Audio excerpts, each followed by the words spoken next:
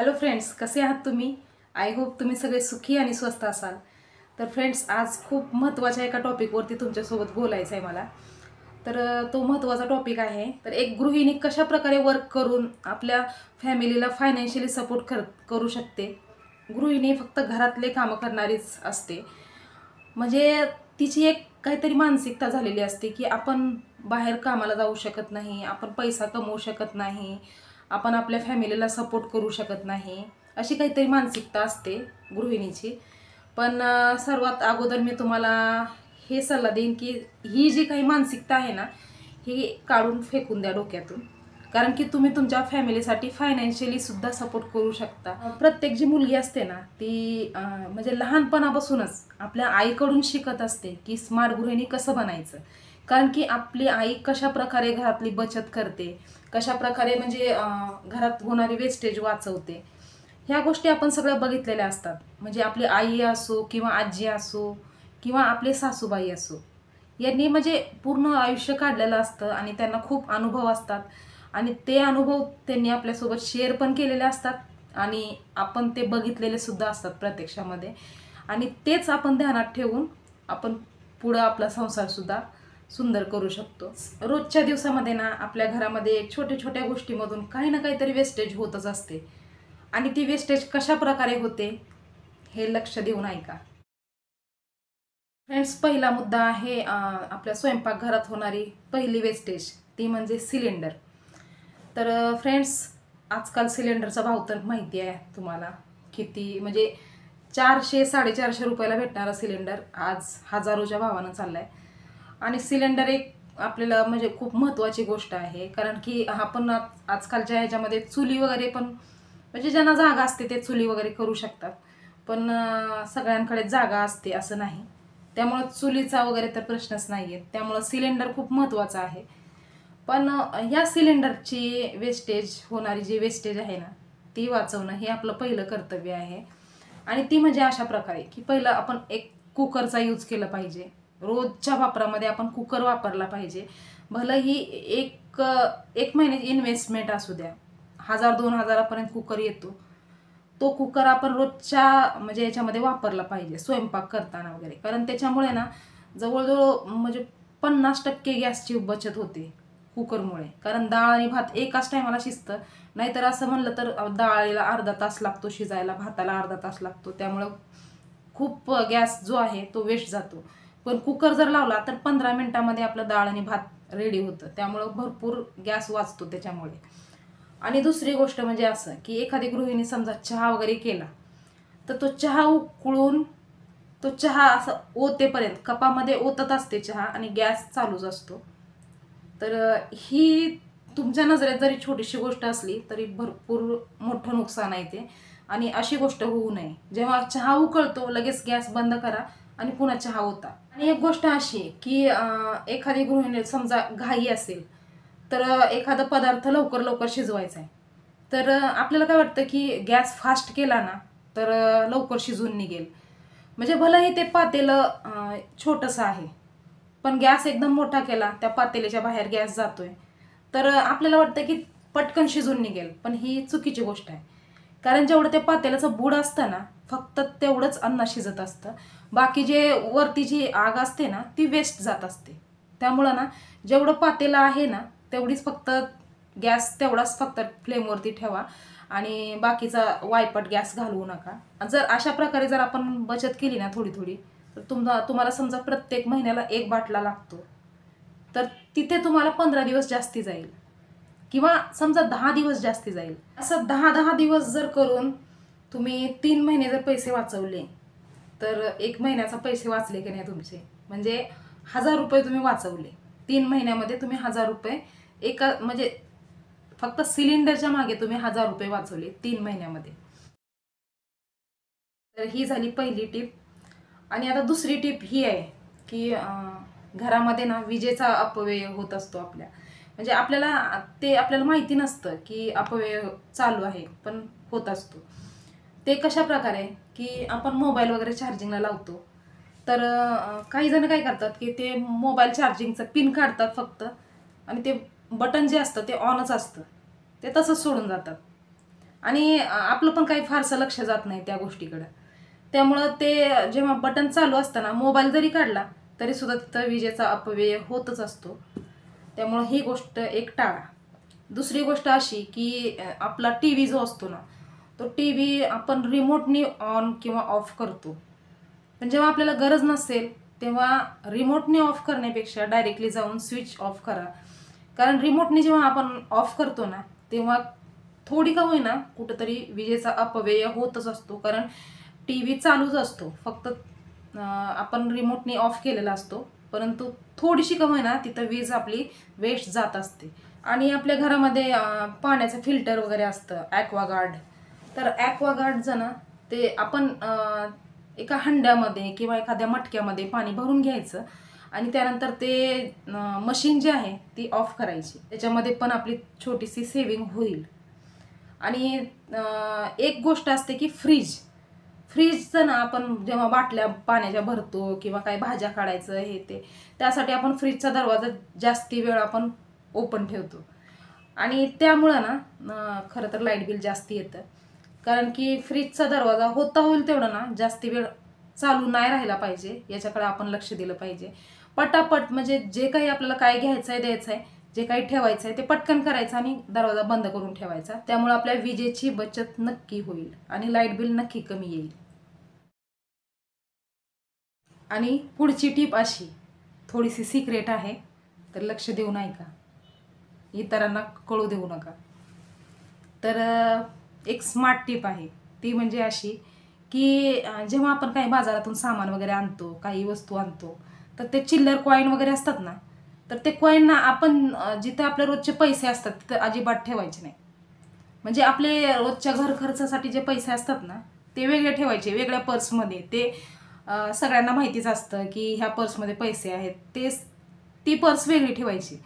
पण एक दुसरी पर्स, एक सिक्रेट पर्स ठेवा तुमच्याजवळ. जे काही उरलेले चिल्लर पैसे आहेत ना ते त्या सिक्रेट पॉकेटमध्ये टाकून ठेवायचं.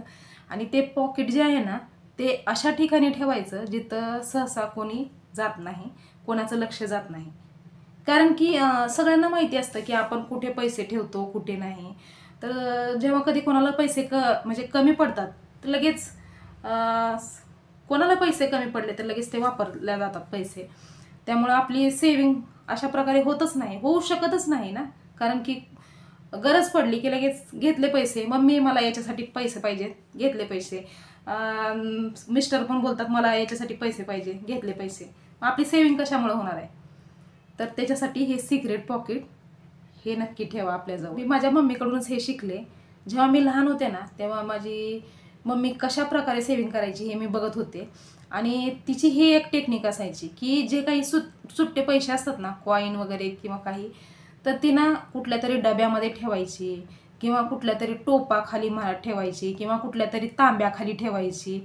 तर अशा प्रकारे ती तिचे पैसे जमा करत राहायची.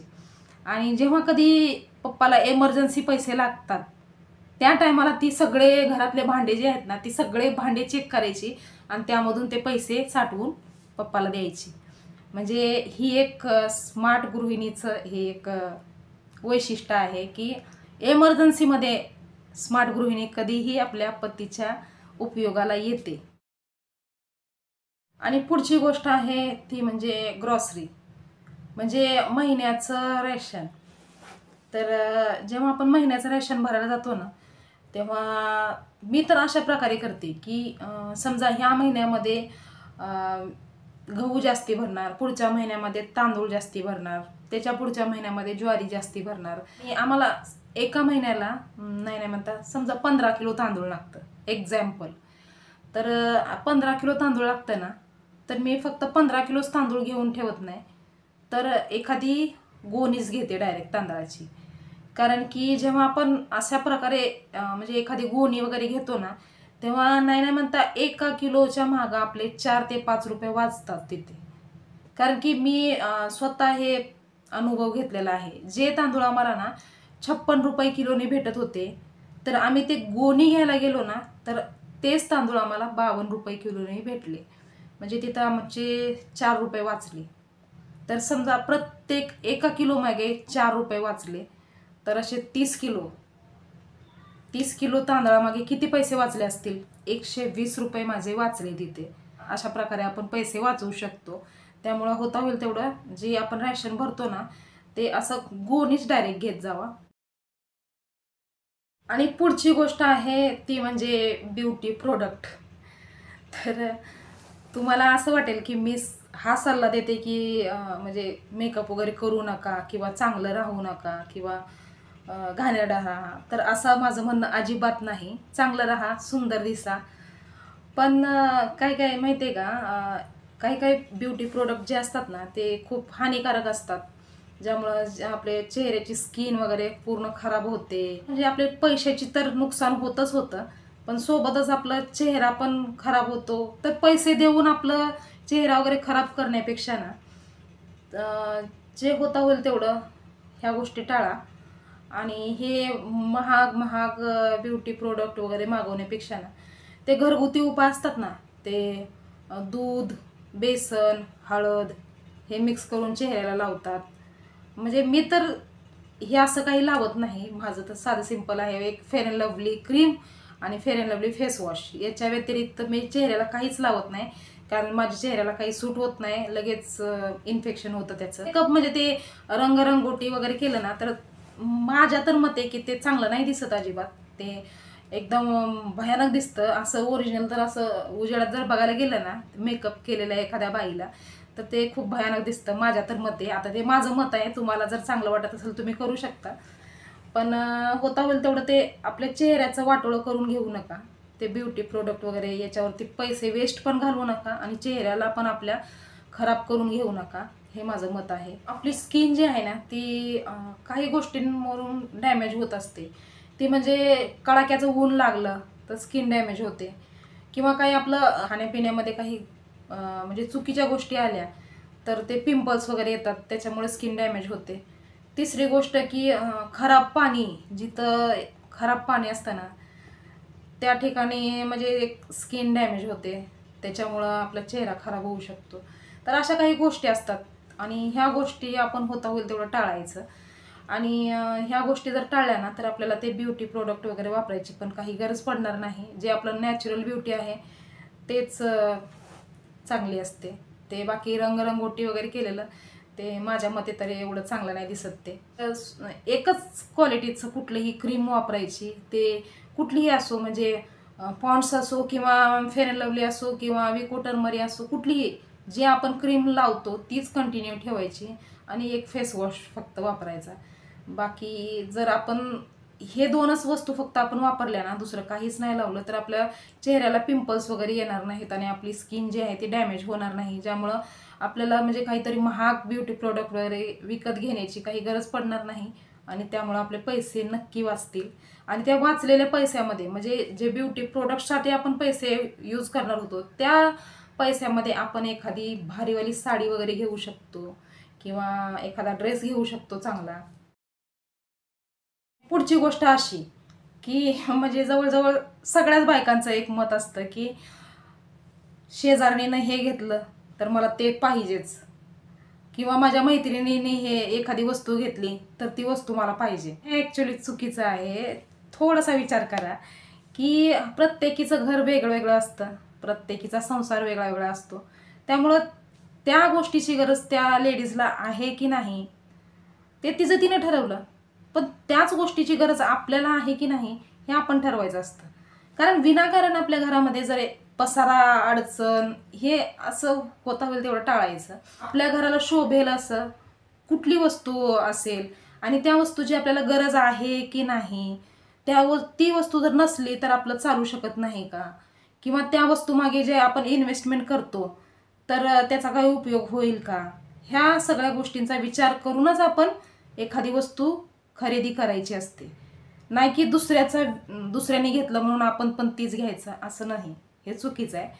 तर दुसऱ्याने जरी कितीही मोठ्या मोठ्या महाग जरी वस्तू घेतल्या तरी आपल्या घरामध्ये ती वस्तू शोभेल की नाही किंवा आपल्याला आपल्या खिशाला ती परवडणार आहे की नाही याचा विचार एक स्मार्ट गृहिणीने नक्की करावा.